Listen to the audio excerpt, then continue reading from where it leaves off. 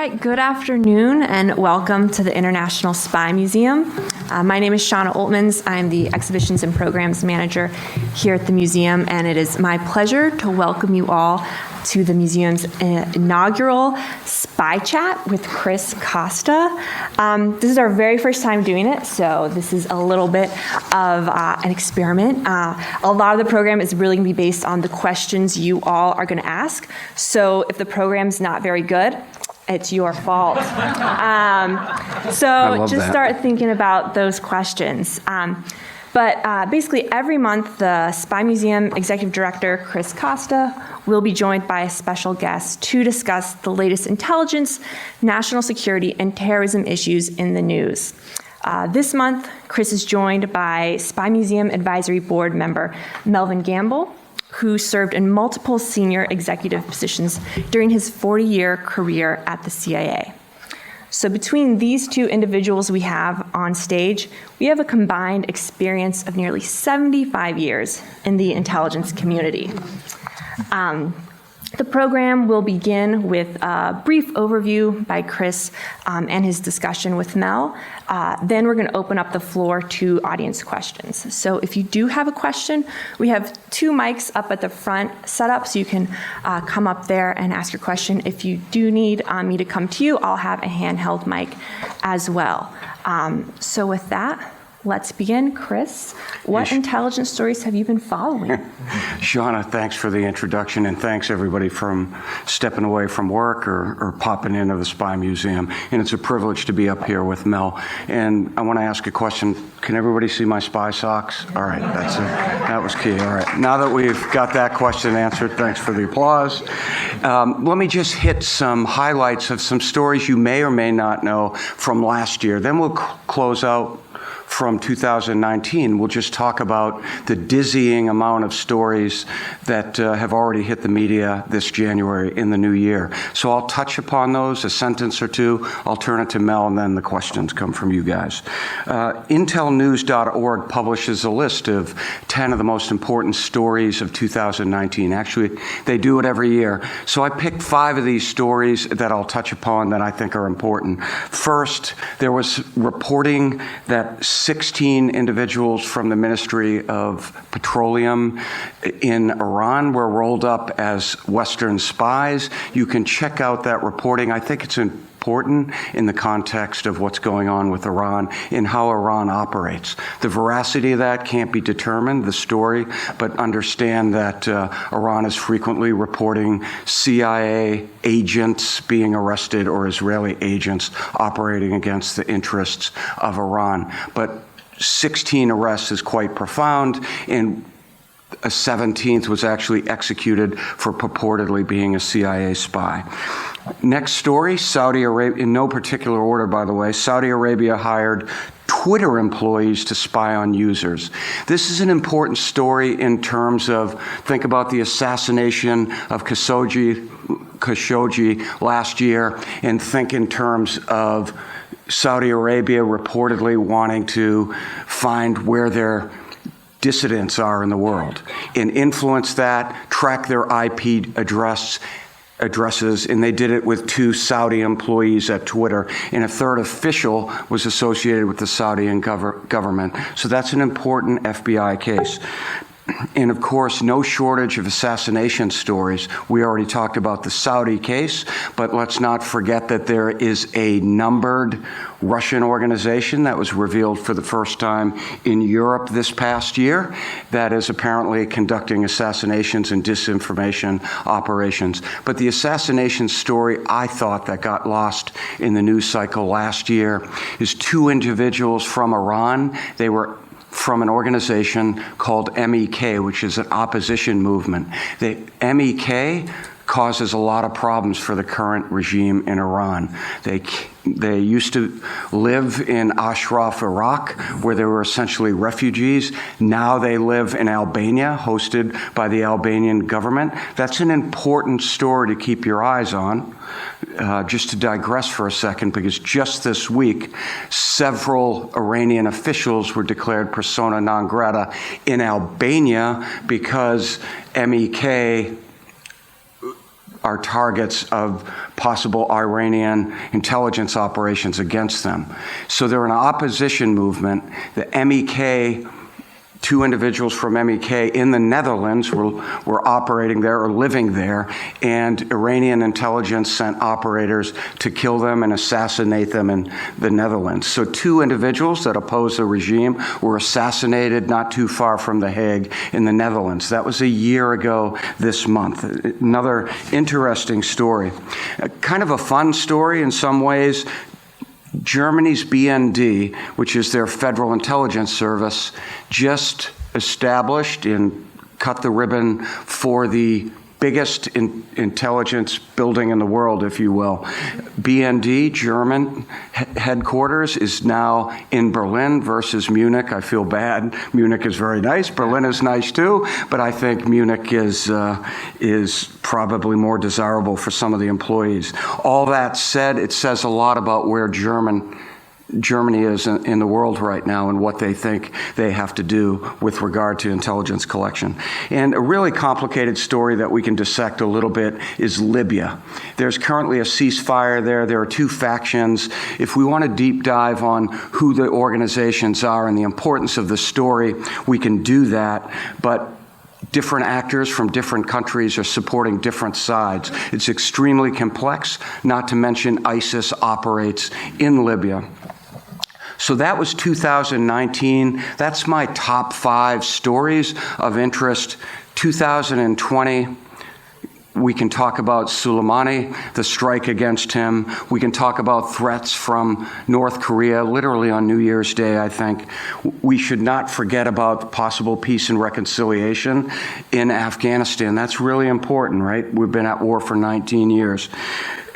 Another interesting story is the fact that the FBI arrested a Chinese scientist that director of the FBI characterizes as non-traditional collectors because this particular Chinese national was trying to board a flight with some medical research data on cancer.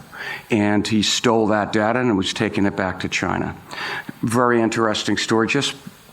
China has a pervasive intelligence collection capability to include, you can go into our gallery and see how the Chinese collected corn seed in the Midwest illegally and were arrested for that, or at least charged for it, investigated for it. It's a fascinating story.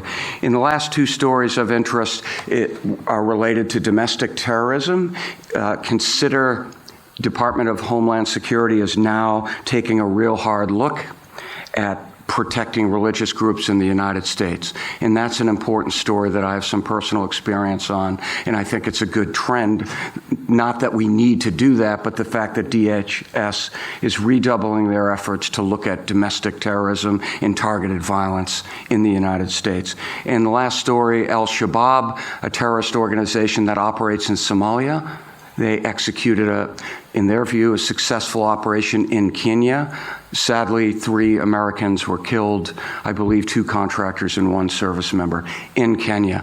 Little unusual for Al-Shabaab. That's a local insurgent group that's also affiliated with Al-Qaeda that swore an oath, conducted an external operation in Kenya. So those are the stories that I'm tracking. And just a final comment, and I'll turn it over to Mel. Some other things that I think we can dive a little deeper on, I mentioned it, is the fallout from the Soleimani strike. Mel? Okay, those are all great. And I thought we were going to cross paths on some of the stuff. The top topics that I saw were, and I think you all probably are in agreement in looking at these already. Russia, as we well know, has been the main issue for us for forever. I'm the old guard guy, so I never gave up on Russia, and I thought we should have recruited all the guys we could have when Soviet Union fell apart. But we have here today, and Putin's very much aggressive and trying to regain his some autonomy in trying to manage the country and the oligarchy that he has, and interfere in what's going on in the rest of the world. So economically, regional influence and efforts to divide the U.S. allies in NATO and other places, the UN, Russia's become very aggressive in that. So it's been in the news. I'm just sort of giving you an outline of how I see things from what happened in 2019. China, again, as we all know, with the Belt and Road Initiative, which they've used to go to compete, again, economically, militarily, as Chris said, science and technology, that's their main key objective for the U.S., trying to gain an advantage on that. They're looking to expand their influence in Africa, Middle East, not so much the Middle East, but Europe and South Asia, and even a little bit in Latin America. North Korea, we've seen from a national security perspective that they haven't abided by the promises that they've made. That continues to be an issue and remains in the papers. I won't say much about Iran. I think we've covered that one enough, and I think with the recent events, the only thing that I will add is, as you know, the Germany, France, and Britain have triggered the dispute mechanism, which indicates to Iran that they violated the terms of the agreement. This is to continue to put pressure on Iran, even though they feel that they're justified given the recent killing of General Suleiman. Ukraine, I won't talk much about that. We all know what that issue is. If you have questions on it, I'll let Chris answer those. Syria, Russia and Iran, Turkey, I think have gained the most from the U.S. withdrawal. What happens to ISIS is something that we'll continue to monitor.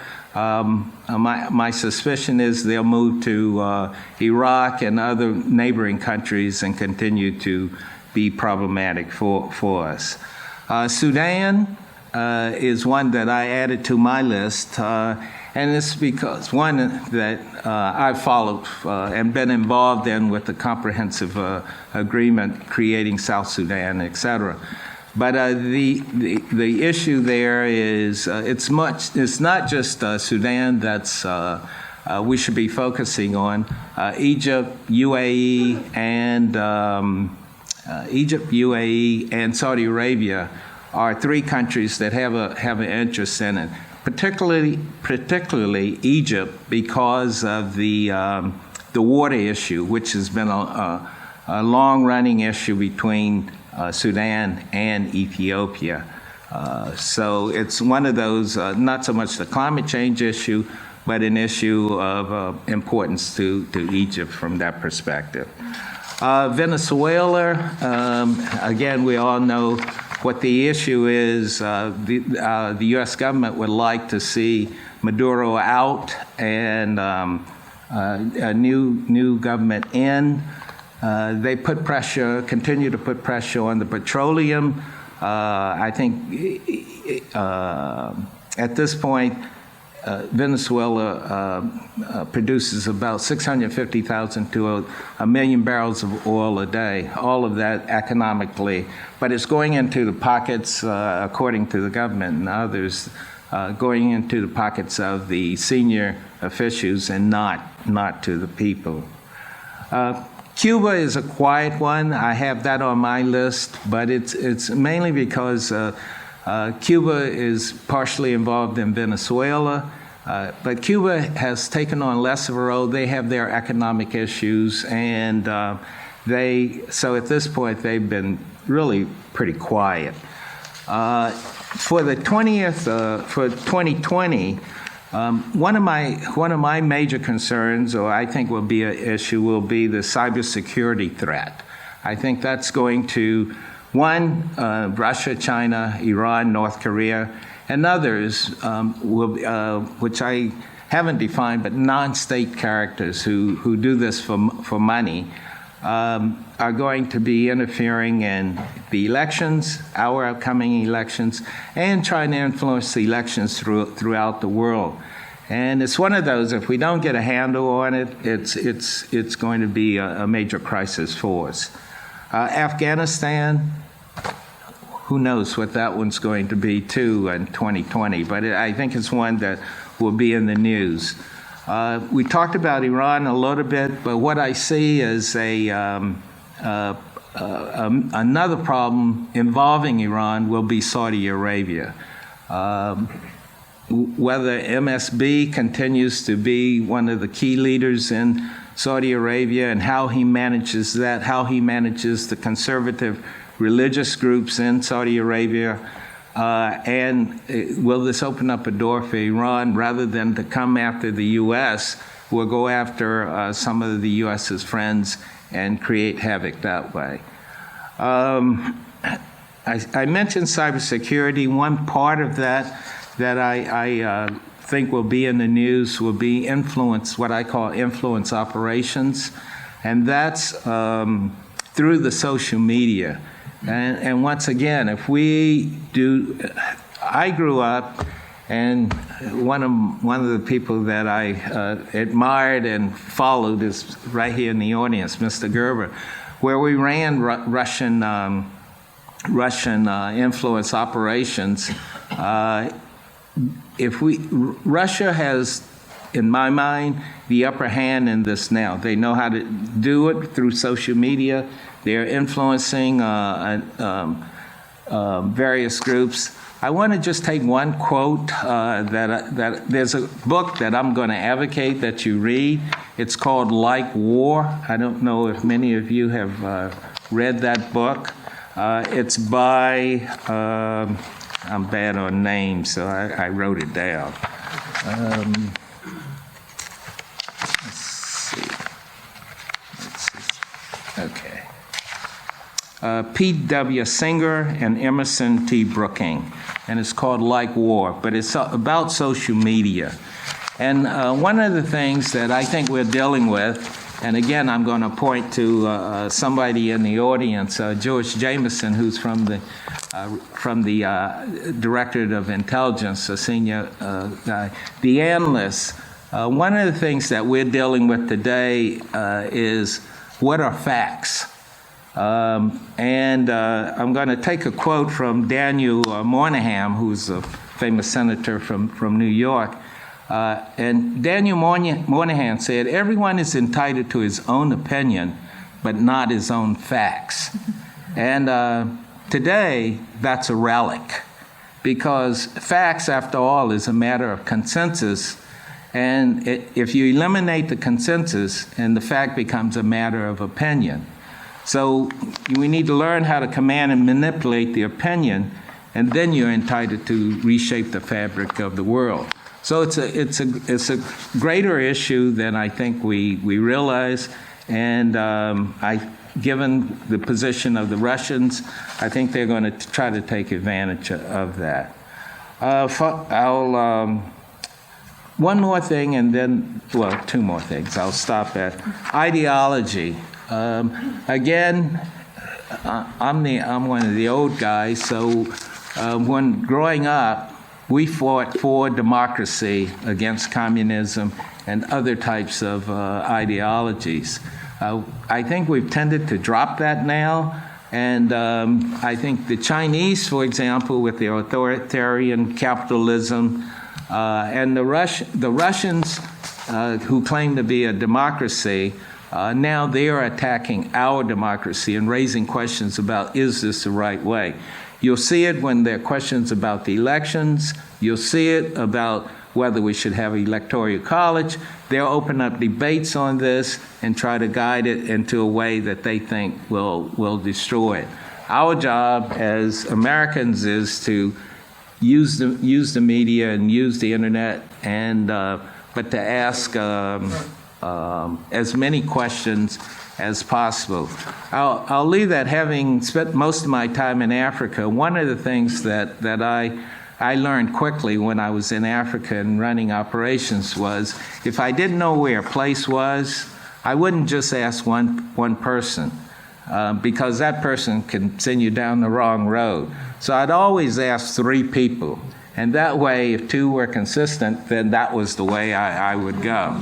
So, and that's kind of how you use social media today when you are reading that. I don't want to lecture. I just wanted to throw out some of these things, and we can talk about So it. that was great. A lot of stuff. I could dive a whole lot deeper on social media. Just published a piece on that. Just came from Qatar. Qatar really was a victim of a disinformation campaign directed against them, and everything Mel just said is happening in real time, not just against Russia, or Russia against us, rather, as far as interference in the electoral process, but again, used as a tool by other nations to disrupt and conduct disinformation operations to support whatever their political goals are. And that's happening right now, or it did happen in Qatar. And also, to the point of non-state actors, ISIS did a phenomenal job of using social media in 2014 to rally what looked like a large force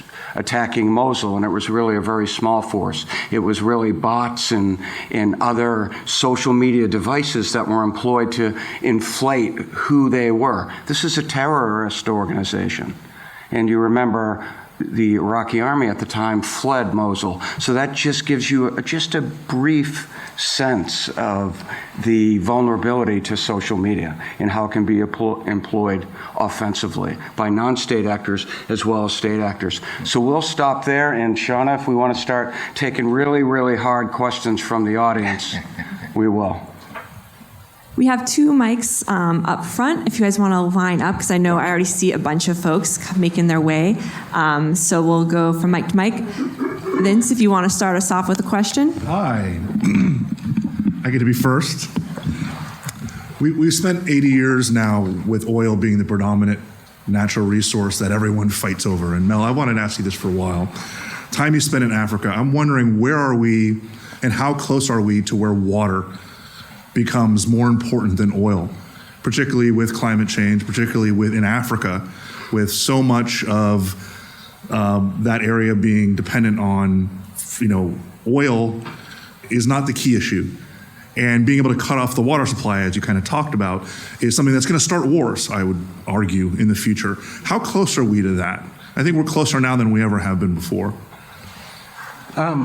It's a great question and a great issue, and it's one of those we tend to get lost on the climate change part of it all, which tries to force people to put it in the background. But a couple of things. One, water is a key issue, and there have been a number of conferences, ironically, on the water issue. Because of the diseases from cholera to you name it, that has been a major concern. AFRICOM has been looking at this seriously because that's in their area of working. And they know that when they go to some of these locations, if they had to go and attack and fight, that water would be one of the key issues. There's lots of water, believe it or not, in some of these areas. Question becomes not clean water for some areas, and ironically, Gaddafi, believe it or not, in Libya, started to look at, and I forget what they call it, not aqueducts, what do they call it? It's underneath the aquifers. Underneath in the desert of Libya. There are vast areas of this. It's not my area of expertise, but I was shocked at how much was there, and they're looking at ways of trying to exploit this as well as in other areas. I'm not sure if that answered all of your question, but so. Thanks, Vince. Chris, congrats on all your success. Good to see you here. And this is a two-parter, or not a two-parter, but a question for both you and Mel, and also for the crowd.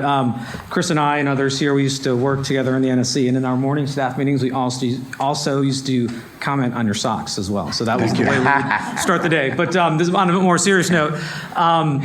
So every administration, as you both know, tries to define its own relationship with intelligence as a discipline or the intelligence community as an enterprise. How would you both characterize this administration's relationship with, again, intelligence as a discipline or the intelligence community as an enterprise? So I'm going to flip it a little bit, and I'm going to answer that question like this. I get asked all the time by intelligence professionals, how should they feel right now if different policymakers and different senior leaders have problems with the intelligence community writ large? And the answer I give them all the time is consistent, and that is continue doing your job, because policymakers come and go, and the ethos of intelligence officers is to deliver whether the message is well received or not. I won't call out this person, but somewhere in this audience, you can figure it out, is my presidential daily briefer that came to me with the intelligence every day. And as such, as a professional, her job, or his job, was to deliver the intelligence and really to take a whole lot of questions from me. And each policymaker is different. Each president is different, how they handle intelligence, their perceptions of the intelligence community. So the lessons to the community are keep your opinions to yourself, continue to do your job, keep your opinions to yourself while you're serving in the government, clearly, and continue to do your job, because that's what the nation demands. They don't want intelligence officers to be distracted by the political whirlwind that swirls around them, right? And intelligence officers, their ethos is to not become politicized. Those briefers in particular have to deliver a judgment and answer intelligence questions. So that's how I handle that question. And I really think that every historic user of intelligence, whether that was Winston Churchill in the international context or it's presidents of the United States, I can cite where they had problems with the intelligence, or they used the intelligence inappropriately, or just dismissed the idea of analysis. Famously, Winston Churchill didn't want the analysis, he wanted raw information. That would make an intelligence officer, an analyst in particular, extremely upset because it's about the analytical product. So that's how I would answer that question, and it's a fair question. Mel? I pretty much agree with you.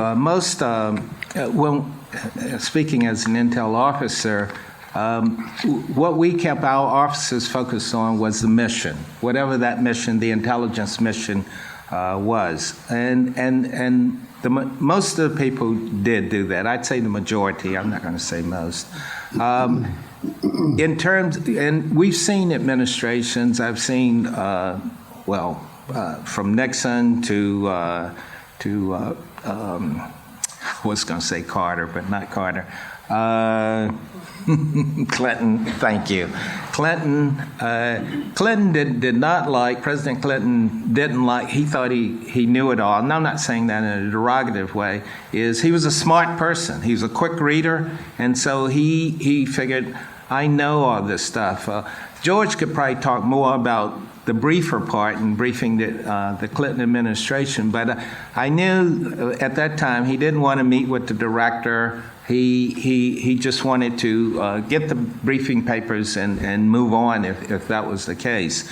But I would say this administration, I'm gonna speak frankly here. This administration is significantly different because I sometimes think that they don't buy into the intelligence, or, well, whether it's the Bureau, the agency, or the intelligence community. And as we all know, when you're coming in, well, we learn when you're coming into these new positions, there is a distrust. There's ignorance about the intelligence community. So one of the first jobs for my DI colleagues and others is to try to brief the new administration on this is the way it works and here's what we can provide you. And it's up to them to buy into that or not. If we're lucky, we have advisors and cabinet members and so forth that already have the experience of dealing with the intelligence community, and they will try to make it all work. That's what it comes down to. So I don't think we're as afraid as I think a lot of people are about this current administration. They buy into it when they need it, and they leave it alone when they don't or don't trust it. And there's nothing wrong with questioning any intelligence. I mean, I think we all look with admiration on those people that say, is that really how it is? Or, what's the facts of this? What's the basis of it? And what's the raw intelligence of it all? So, That's a great question. Mm-hmm. This side. Well, I'm part of the old guard too. I have millennial children, and I've read that our younger generation is opting for communism rather than an open society. I also read that if they become aware of the facts that 95% of those, 70% of our youth are leaning towards communism. But when they understand the facts, 95% of those folks, young kids, end up saying, well, I wouldn't want that. It's just a matter of information. And you were talking earlier about disinformation. I'm not trying to be editorialized here. I'm trying to bring a point across. I think that our university system is a part of the problem in their worldview. But as it relates to the university system, I see folks, our government, focusing more on the Russians and all, but I think our real enemy, and it doesn't mean that Russia's not an enemy. I think that this has been going on forever and it's going to go on forever. But we have a real player in China, and they're in our university systems. We have the Confucius system, which really is a marketing arm for the communist government there. And that, in my opinion, seems like it's embedded more and more in our culture, and you spoke to it, Chris. So I wanted to get an opinion, an idea of what we're doing to combat the Chinese communist influence, in a sense, in our bedrooms and in our living rooms. So that's a really tough question. So I'm going to just tackle a piece of it, and this goes back to my learning on disinformation. And you got to the heart of the issue. Social media, I think, is the subterranean force here, right? The idea that social media gives people choices. That's a problem because right now, the United States in particular, but not just the United States, there's a lot of polarization in the world, in particular in the United States right now.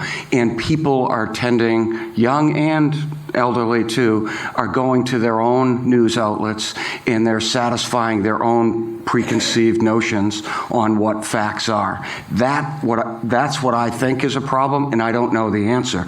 That's what makes us vulnerable, to disinformation, because we are searching out information that supports our own thesis, our own ideas, and that means intelligence services can target pockets of people. They can go to the right social media platform, they can go to the right news outlet and sow disinformation. So in the future, what's going to need to happen, and this is one of my solutions that I don't have an entire answer to, and that's the idea that open source intelligence and a public affairs posture from the U.S. government and other governments needs to identify where information is not factual. That's a large task, right? They have to identify where disinformation is. And that's difficult for an intelligence service to transition to doing more open source intelligence and then turning around and identifying disinformation. And I don't have the answer, but that is a problem. So it's a problem of social media, it's a problem of access, and it's a problem of collecting information that supports your own biases, prejudices, and desires for facts. And it is a challenge, but it makes it a lot easier for people trying to sow disinformation like foreign intelligence services. The social aspects of what you say, I've read some of the percentages of people that are polled on thoughts on communism. None of that really bothers me, because I think over time we're going to be able to withstand that kind of test just because of who we are as a democracy. These things pass and they ebb and flow. If you look at the long arc of history, look at the American Civil War, look at pre-World War II, we've had some tough spots across our citizenry, to include with veterans rioting here in Washington, D.C. on a large scale. So I think these things shall pass. Any thoughts on that, Mel? Yeah, you've covered it exactly how I would. I think growing up, when I remember when I was a young college student, and it was in the 60s.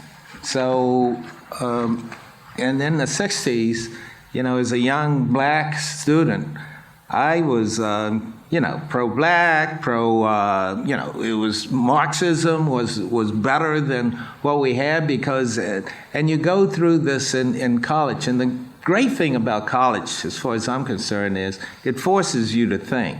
It forces you to look at not only the way that you believe, but the way others believe. And somewhere you kind of come out, where you should be on things. At least that's what I believe. It opens up the mind to it. And so for college students, I'm not worried about them. It's a process. And as we get older, I became more conservative, and I worry about my money, and how I'm going to live, and those types of things. But as Chris said, you've said all the things that I would have said on social media. There is one thing, just I have made a note of it because I was fascinated by it, and I'll try to be quick on this. Let's see. It says, wasn't about facts.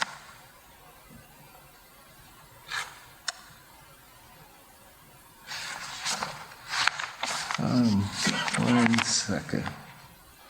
Anyway, what it was there were three groups they did a study on. I think they were PhD students, graduate students, and a group of fact finders. And so what they did was they gave them some information and said, validate this information. The PhD students and the college students went on the internet, looked at it, and said, this is correct. The fact finders went to the internet, looked at it, and then went to 3 or 4 other sources and found out that this wasn't true. So the point being in all of this is we and the U.S. government, we need to figure out a way to educate our people into looking at information and deciding how to filter it to what's correct, or at least what's not biased in doing so. And we already do this when, again, I go back to when I was a kid and college student, and reading, I'd read the New York Times and I'd read the Washington Post, and you read the articles, and one of my professors always said, see who the writer is, and look at the writer's background.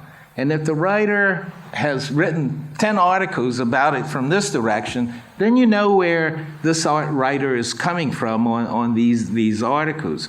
So that helps you form at least an idea of where they're going. And if you want a different perspective on it, read these people. You may not agree with them, but read them anyway. And I just think that we need to re-educate, or at least continue to educate our everyone, not just our students, but everyone, on when they're reading the media and so forth.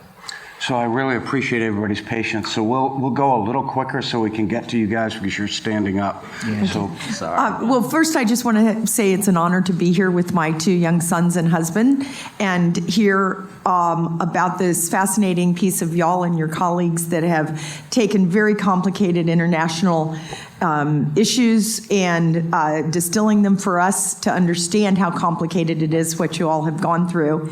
And I guess my question is, and it keeps the American ideology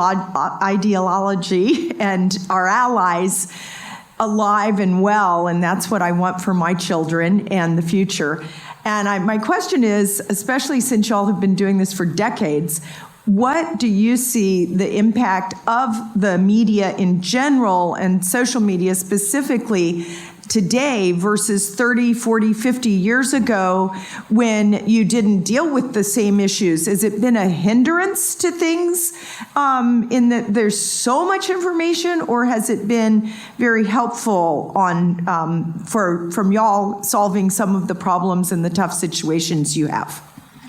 You want me to tackle that first? So that's an excellent question. So in short, I would say, and in general, the world's become more complicated because the amount of information that's out there. You know, we talked already about the dynamic of social media. So that has significantly changed the way we collect information, the way we fact check. So my world that I grew up in has significantly changed. At the same time, analysts have an incredible wealth of resources to sift through, but it's a lot of information to sift through. Of course, we have analytics, and what's really going to change the world of analysis, and I'm not an analyst, but you get a sense for this when you go through our museum and you look at making sense of secrets, because that is so crucial. This idea of artificial intelligence, that's going to help the human being. That's going to help find those data points. So that's one point. Now, operationally, I talked about this at on a podcast last week on skullduggery.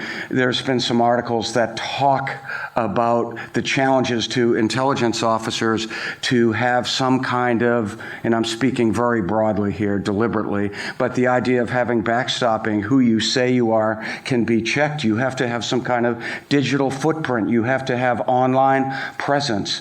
That has changed the way intelligence officers have to operate. At the same time, on the other end of the spectrum is the idea that people use social media allows intelligence officers to offensively learn so much about a target of an intelligence operation. So the world has changed significantly, and everything I'm sharing with you is a change as a result of technology. None of these issues existed in the 1990s, for example, other than we started to see that there was a lot of intelligence that had to be sifted through, and that intelligence officers had to, in the words of Bob Gates, they had to cover the waterfront because you didn't know what would be missed. So intelligence officers were worried about climate change. They were worried about Russia. So they had to do a lot of work, but social media hadn't even come along. It wasn't even a term of art. So that's how I'd answer your question. I know it's only a partial answer, but that's how I think about it. That's it. Mel? You've answered, I think. Thank I you. agree with you. Thank you. This is probably going to be very short, and you may not be able to answer it. I was fascinated when we heard that General Soleimani had been killed, and I wanted to find out more about him. So I hit the internet, and I went to press, and I went to books, and what I came away with was that he ran proxy armies all over the world, including some operations into Central and South America. And the one thing that caught my attention was that he seemed to be able to work with both Sunni and Shia, which makes him, in my opinion, a fairly dangerous character. How close am I to what you guys know? So I'll just offer this. So you're right, Soleimani had a worldwide footprint. You're right that he was very much involved with proxy armies. That's what made him such a significant threat and what I think to be a very viable target, not to mention that his actions directly contributed to Americans, a number of Americans dying and being maimed horrifically. I think that anyone who comes from the Middle East is adept at understanding cross-cultural differences, and certainly somebody like Soleimani would understand how to navigate the Sunni world as well. That comes part and parcel with living in that part of the world. But he was a dangerous combination of a special operations commander, a CIA or a foreign intelligence service director, and a general officer. And we've been in a shadow war for decades, and he was the face of that. And I think it was a viable target. So I take that to mean that I didn't get any fake facts. I don't think so with what Thank you you. shared. And I will say we've got about 10 minutes left, so with the 4 questions we have remaining, we'll end with you 4. Yeah, thank you. We're not a tag team, but I also had a question about General Soleimani. Last week in the newspapers, after he was assassinated, said he was linked to this plot to assassinate the Saudi embassy, Saudi ambassador at Cafe Milano here in Georgetown. It was a very detailed story, but there was never a follow-up. And it said this is huge because if this had been successful, many innocent people would have died. This was could have been a game changer in terms of U.S.-Saudi relations, et cetera. Could you please comment on that? I would like to comment first, and I do this gingerly. I want to correct you. In my view, it wasn't an assassination. It was a legitimate direct action by the U.S. government. That's my assessment. Other people have taken the view, to include people who have interviewed me, who have said that it's their view it's an assassination. In my view, it was a proportionate attack to take a viable target out. Excuse me, correction. It was more the attack on the Saudi. You're referring to no, I understand, not the general. I understand that, but when you talk about Soleimani, I want to reiterate that he was a viable target. But to your point, that particular incident in Saudi Arabia, it's consistent with other planning that's been unfoiled throughout the world, not just with Iran IRGC Quds forces, but as well as Hezbollah, who are proxies mostly from Lebanon. So those kinds of things in attack planning have taken place globally. They build the infrastructure and they wait for a trigger. We, the international community as well, who cooperate on counterterrorism issues, we don't know what those triggers are for them to act. But in the particular case that you're citing, which was pre-operational planning to kill and assassinate the Saudi ambassador, that was widely known and widely reported. And of course, it just made a splash for a short time, then we all moved on because the plot was foiled. Had it happened, you're right, I think that would have been catastrophic because the Iranians were willing to kill innocent civilians to go after their target. They weren't willing to be discriminating and killing their specific target, which is wrong in and unto itself, but is not as damning as killing innocent Americans and tourists from other places in the world. Thank you. Did you want to add something, Mel? No, Okay. you hit that one too. So. Hello. I wanted to raise a question about Iran, but in connection with that, I wanted to give an addendum to one of the earlier comments about MEK.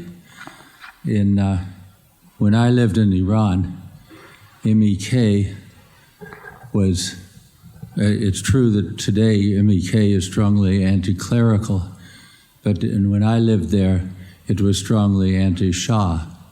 And during that time, when I was there, they were assassinating Iranian generals, admirals, and judges. In addition, 6 Americans, 3 military officers, and 3 American businessmen. And they tried very hard to assassinate a CIA officer. It's the only time in my life outside of the Army when I carried a weapon. Mujahideen al-Khalq is a terrorist organization. It is not good guys. And I just wanted to make that point. If they tried to kill me, I don't like them.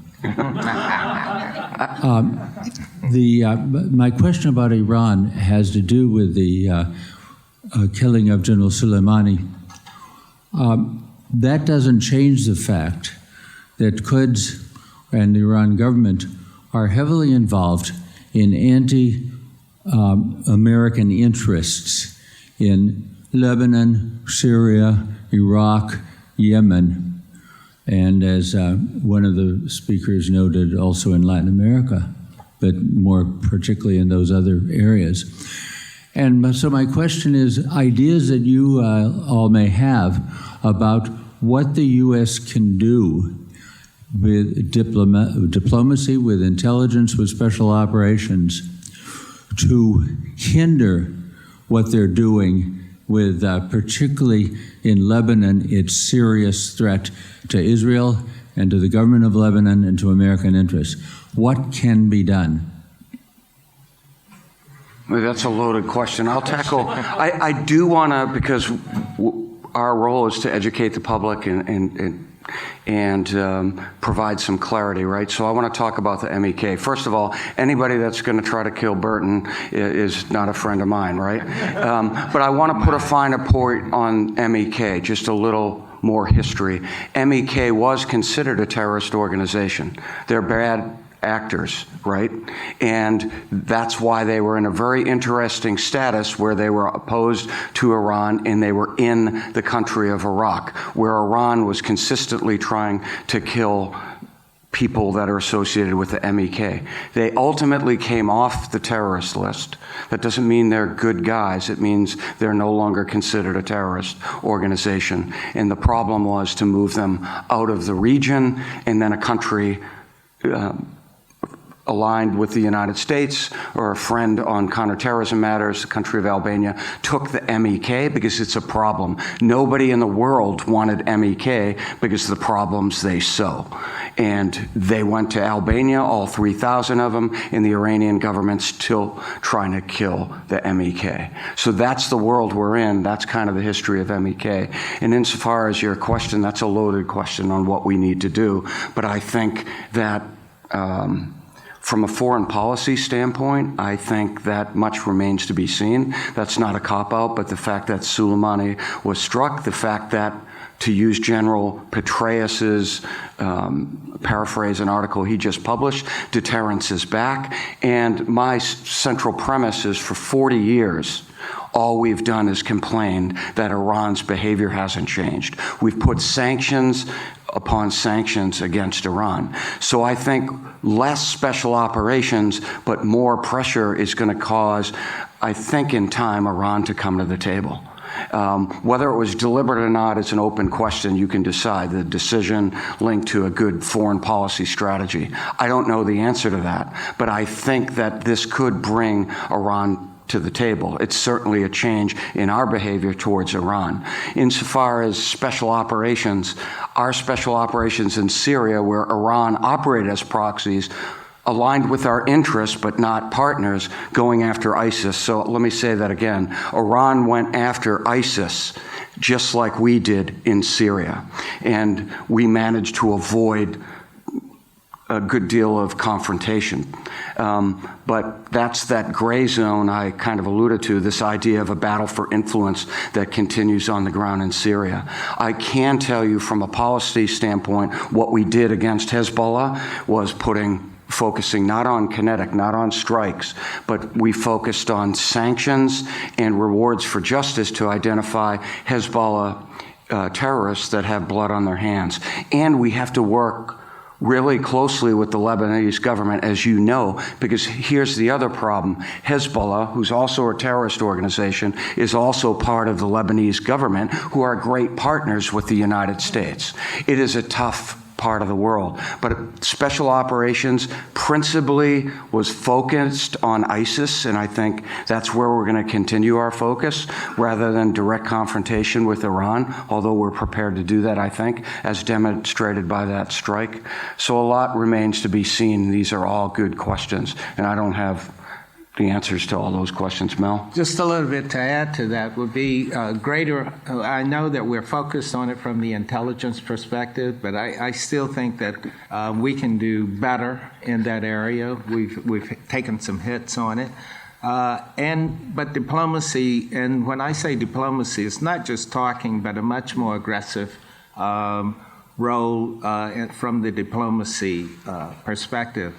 I tend to follow the lead of one of my friends and colleagues. I took this course, state course. It was a 9-month senior seminar course, and there were 33 of us. And one of my colleagues was one of the prisoners during the '79 embassy takeover, and he always felt that having been a prisoner, you would have thought he would have been the anti-Iran person. But he always advocated diplomacy, figuring out a way to get at Iran, because Iran has this persecution complex, according to him, because everyone wants to take over Iran or influence it or control it. And so trying to figure that part out, and I don't know the answer to it, but it's the diplomacy, it's the sanctions, it's a combination of things that I think we'll have to go after them. And again, just to put a finer point on this idea of a gray zone, General Votel, who ran the war in Afghanistan and controlled the fight against ISIS for the United States, he called it a gray zone conflict because it's a battle for influence. And really, what you're getting at, Burton, is there is a battle for influence, and I'm not sure anybody knows the blueprint for how we're going to counter that influence in the future, particularly when I think there's a pull to get troops out of the Middle East. And I'm not sure in some respects, I think that's consistent with what the American people want. So we'll watch all this play out. Chris, thanks. As you know, one of the persistent national security challenges is how to craft an effective, national security strategy, or an effective foreign policy that still aligns with the America First ethos of the current administration. And so when we look across the world, this morning we see, China, which is sort of insidiously wrapped its tentacles throughout Africa. We see Libya, which you mentioned earlier, which is increasingly looking more like a proxy war in which Russia has a strong role. And then on the ground in Syria right now, military installations, which were once places where our troops were, are now occupied by Russian troops. To what degree is the United States being displaced by peer competitors in the world? And should we worry? Is this trajectory worrisome to you at all? And what do you think about our posture moving forward? Boy, that's a loaded question. I should let Mel answer it. I think, but it's a great question. So let me go back to the national security strategy that was rolled out in the first year of the administration. It recognized the dynamic of great power competition. At the same time, the people that focused on counterterrorism, some people in this room, and that was my role at the White House, we were concerned with making sure that counterterrorism remained a very important part of our long-term strategy to keep Americans safe. And those capabilities weren't decremented as I saw it, and I think our strategy says all the right things. And from what I can observe as an outsider, I think the implementation of our counterterrorism strategy is absolutely in a very good place. That said, what's a tough question is, what does a American first strategy mean when we want to withdraw from places in the world and yet compete with China, Russia, and other significant competitors that are out there? I would encourage people to go to the national security strategy where we lay that out. And I would say that, this is in quotes, endless wars don't help. That they don't help us as a nation prioritize. I think that General Mattis, Secretary Mattis at the time, was very much focused on pivoting, consistent with that national security strategy, towards superpower competition, great power competition, as they call it. And I think we're seeing some of that with the acknowledgement that we have to focus on trade and economic intercourse, commerce, those kinds of things. So that's a long-winded way of saying, one, it's complicated. It is another, we have to wait and see as the dust settles. But I think that we are aligned to reprioritize, to focus on the bigger threats. We don't want our nation to focus exclusively on counterterrorism. I certainly didn't want that, but we also want to keep the nation safe from attacks. At the same time, we don't want to focus on Russia because we don't want to treat them like they're a great power. But China seems to be that looming great power. And I think there's a lot of talk about how do we counter that, non-militarily, by the way. So I think the words are in the national security strategy, and I think this is a work in progress. And it's only been 4 years in the current administration, and we don't know what's going to happen at the following 4 years, but I think some of this is going to bear out over time. If I may jump in on this one, and I agree with the America First. We should be looking at how we should not be the policemen of the world. I mean, in the old days, we could do that. Today has changed, and I do believe that we should, the European countries should take a greater role in some of these issues, as well as others, to compete. You know, it's one thing, and I think we're in part to blame for it because we took on that role and we let them use their economies to do whatever was in their best interest. So that has to change.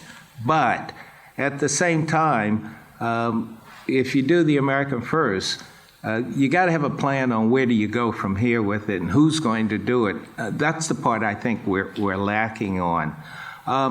One problem, and growing up in the intel community and watching a lot of these issues, I've always been puzzled by chasing the shiny object, as we used to say. So in the 90s, it was Counter-Narcotics.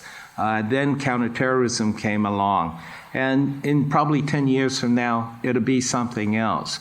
But if we have, on the National Intelligence Strategy, all of these things up there, I'm puzzled by why we can't do them all. Maybe not with the same priority, but if there's a counter-narcotics problem, which there is, and we had a good handle on that, why have we let that sort of fall by the wayside? And the same thing may happen with counterterrorism. I would like to see a consistent across-the-board things at those 8 or 10 key areas that we say are priority, intelligence priorities, and continue to do that. Sure, the president, if he says or she says, I want to, counterterrorism will be, during this administration, the key issue, that's fine. But these other things we still should be doing, and we tend to let them fall by the wayside. That's my complaint, not anyone else's. Yes, ma'am. There have been 6 Chinese nationals who have been arrested at a military base in Key West and at Mar-a-Lago in the last year or so. They haven't been charged with espionage or being a foreign agent, and there hasn't been any public indication yet that these people are trained spies, except perhaps in one of the cases. Do Chinese tourists, researchers, and students who are collecting information pose more or less of a threat because of how many of these cases there are than trained Chinese spies who are operating in the U.S.? Do you want to take that one? I'll take that one. So, the Chinese use all of those that you mentioned: students, researchers, you name it. So it's not just MSS people, intelligence officers that are involved in this, and the Chinese are very good at it. I was just talking maybe a month or so ago with a colleague who looks at the security for the national labs, and I think the national labs are finally getting it, because what happens is there's an exchange of information. When the Chinese send their researchers to work in some of these labs, we figure out what they're interested in, and so that gives us some insight on what they don't know and what they know. But at the same time, we're giving up a lot on it. So there's always a debate, and when people live in their world, as the scientists do, they're just looking at how much we can gain. Everybody can gain from it, which ideally should be the way it works, but it doesn't. So, in part, to answer your question is, yes, the Chinese are very aggressive in using everyone that they can to gain an advantage from science and technology in the U.S. So. Check out that New York Times article if you haven't already seen it, on the arrest that took place up in Boston, and FBI Director Wray's comments that these are non-traditional collectors, but this is our competition out there. These are the issues that the FBI are contending with. So it's not just state secrets, it's also research secrets, but it's theft nonetheless. Sir, last question, This will be our right? last question. Yeah, we went a little over, but this is fun for us. Thank you. Hi.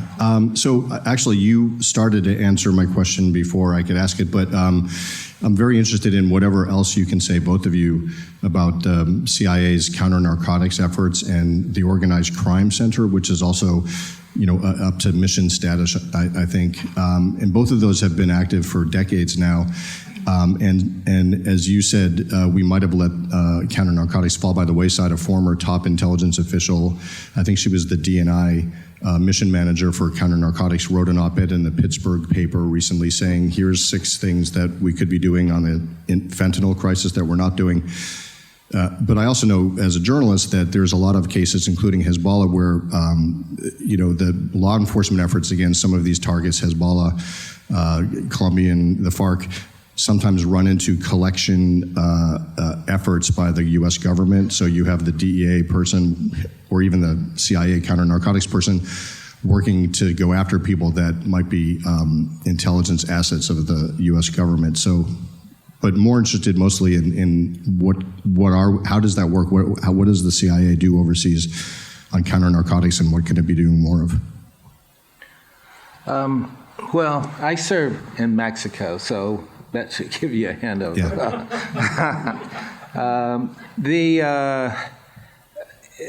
and I'll be perfectly honest, when I served in Mexico in the 90s, and when I first went there, counter-narcotics, in Mexico it was a high priority.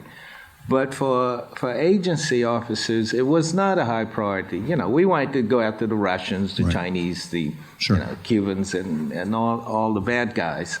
But then we saw what it was doing to the U.S., the damage that it was doing with the drugs, cocaine, heroin, etc.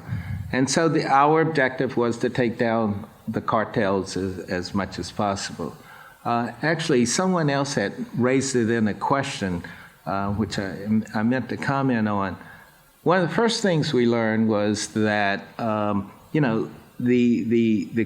the Colombians, for example, would ship 10 tons of cocaine into the U.S. on a plane and a submarine, or however they could get it in. And 10 tons is a lot of cocaine. But if they lost 10 tons, it was nothing because they could get 10 more tons. So we started off working with the DEA on this, and the DEA was looking at the takedown of capture of all these drugs and so forth. But and at first it was competitive. But then we sat down and we talked about it, and we said, we got to work better on this. We still want to take down the drugs, but we saw the money as the key part of it. And so we started, because the Colombians and the Mexicans, they would kill each other if they couldn't, if they lost the money. Losing 10 tons of cocaine was nothing, which is shocking for any one of us. But for them, it was the money. So we started to focus on the money part.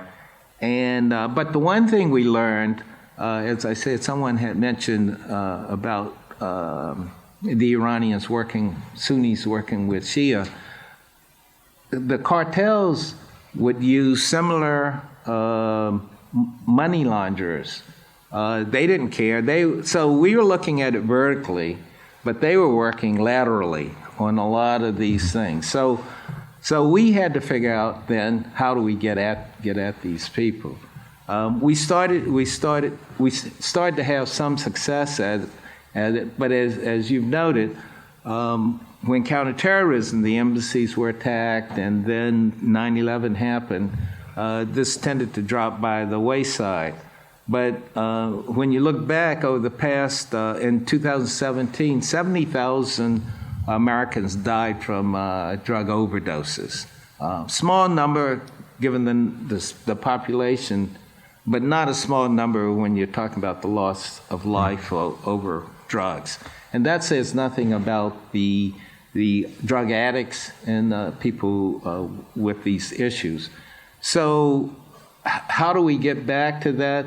Again, it's trying to get the administration, the government to focus on these issues and people speaking up about it. Fortunately, the fentanyl issue, everyone's focused on that. But still, cocaine's coming in, heroin's coming in, meth is coming in. And these guys are good. I mean, they have intelligence organizations that can compete with a lot of intelligence organizations in the world. That's what people don't realize about these cartels.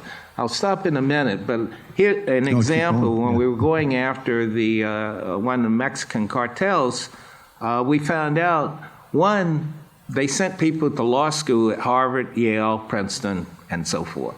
And these guys came back, and then some became legislatures. What they do? They want to change the laws in their country so that drugs aren't illegal. And so then, you know, we're beating up on the Mexicans to arrest these guys when the laws have been changed because these guys have done it. They send, again, people to MIT, some of the best colleges in the world, as chemists, so that then the dogs that we use to sniff out various things, they know how to defeat that. So this is not just a simple solution of bad guys just importing or bringing in drugs. It's a war, as they said back then, and it continues to be that. So Thank you. I hope that answers. Oh, yeah, no, that's great. Did you want to? I don't have anything to add on the Counter-Narcotics fight. If you want to see the result of an operation that was done with DEA, you can go into License to Thrill. There's a little vignette of an operation that really was done with DEA, but it was rolling up an IED network, an explosives network, but it started with the DEA source, and that underscores the idea that there's cooperation. Terrorists can sometimes peddle drugs, and that was my first opportunity to ever work operationally with the DEA in Afghanistan. So that's the extent of my experience, really a counterterrorism experience. So I know that we want to close out on this. Thank you very much. I apologize for going long. I just want to thank Mel, too, because we don't have presidential daily briefers coming to us every day. So this is all about keeping up with the media, and we had fun doing it, and we will continue to do this each month. We'll assess the program, but thank you all for coming out today. Shauna? And thank you, Chris and Mel. You guys were wonderful. Thank you.